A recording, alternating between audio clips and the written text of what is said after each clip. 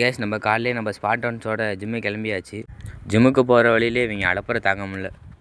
அப்படியே போகிற வழியிலே ஒரு ரன்னிங்கை போட்டு கிட்டுன்னு ஒரு ரன்னிங்கை போட்டு அப்படியே ஒவ்வொரு ஆளாக வார்மப்பை போட்டு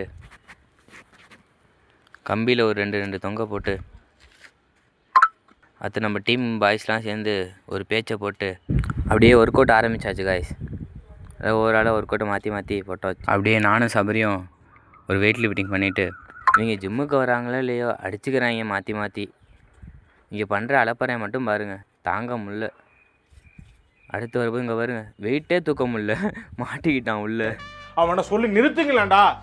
அடுத்து அவனை வச்சு 2 கிட்டுன்னு சுத்த போட்டு இவன் தான் என்னோடய உயிர், குழந்தைய மிஞ்சிடும் போலுக்கு அப்படி விளாட்றான். குழந்தை கூட இப்படி விளாடாது ஊஞ்சலில்.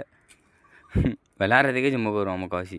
அடுத்து நம்ம குரங்கு மாமாவை 2 பெரட்டை போட்டு கதற விட்டோம் நம்ம குரங்கு மாமாவை. அவ்வளோதான், எல்லாம் முடிச்சுட்டு வீட்டுக்கு கிளம்பியாச்சு காய்ஸ். வீட்டுக்கு போகிற வழியிலே மச்சான் ஒருத்தன் வந்தான் ஆட்டோ எடுத்துகிட்டு. அவன் கூட ஆட்டோவில் கிளம்பியாச்சு காய்ஸ். சப்போர்ட் பண்ணுங்கள், ஃபாலோ பண்ணுங்கள், கமெண்ட் பண்ணுங்கள், ஷேர் பண்ணுங்கள். பாய்.